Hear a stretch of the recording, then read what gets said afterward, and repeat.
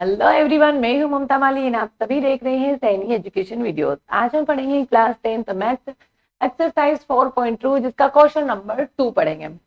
Find the values of के।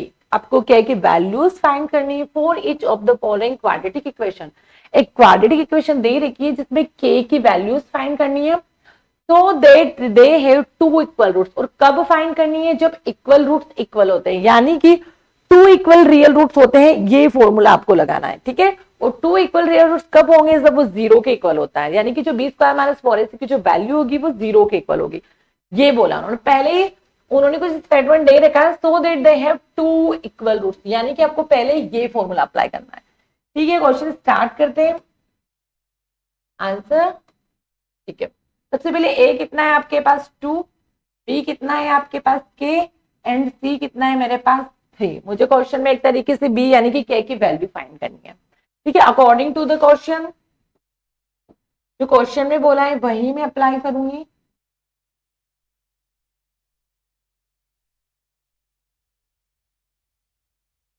According to the question, ठीक है। अकॉर्डिंग टू द क्वेश्चन, यानी कि क्वेश्चन में बोला है कि टू इक्वल रूट्स, यानी कि टू इक्वल रियल रूट्स, यानी कि b square minus 4ac is equal to 0। ठीक है, अगर मैं यहाँ बी स्क्वायर माइनस 4ac को मैं इधर सॉल्व करती हूँ, ठीक है। बी स्क्वायर यानी कि बी की वैल्यू कितनी है मेरे पास? के। तो मैं के का स्क्वायरिंग माइनस 4 इंटू ए कितना है मेरे पास? ए कितना है? 2। एंड सी कितना है मेरे पास? 3। ठीक है, सिर्फ मैंने इस इक्वेशन में वैल्यूज पुट करी है। Equal to 0। ठीक है, के स्क्वायर माइनस 4 2 जा 8, 8 3 जा 24, 0। ठीक है, यहाँ पे के स्क्वायर देखो, यहाँ पे के एक वेरिएबल है 24 cos10 डिजिट, तो इक्वल के उधर भेजेंगे तो साइन चेंज। ठीक है, मुझे के की वैल्यू निकालनी तो इसको इधर भेजना पड़ेगा। 24 है आपका माइनस का, तो इक्वल के उधर जाके होगा वो प्लस का। प्लस का 24, यहां जब मुझे स्क्वायर हटाना है क्योंकि मुझे सिंपल सी डिजिट के की वैल्यू फाइंड करनी है।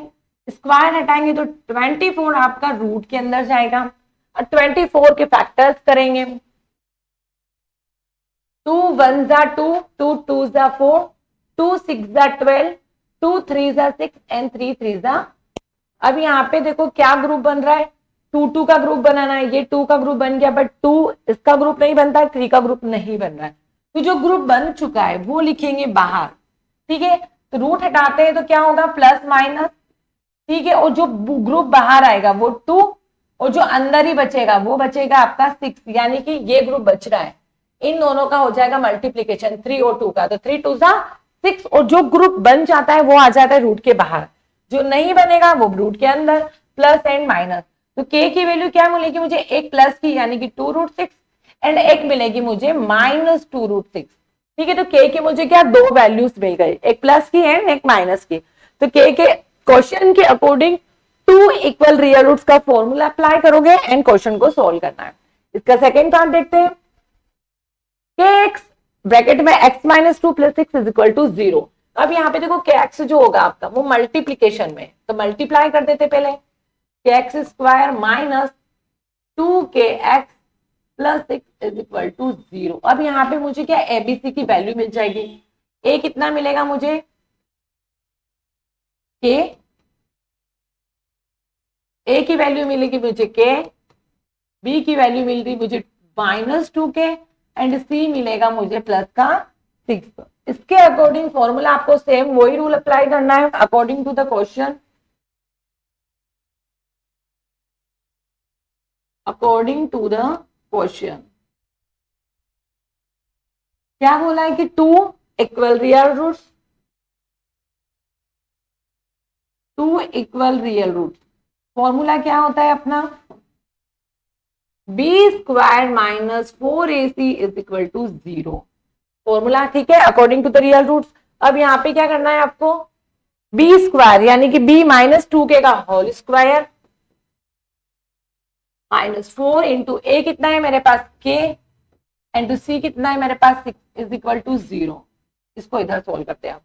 -2k का होल स्क्वायर यानी कि -2k इंटू -2k। डन।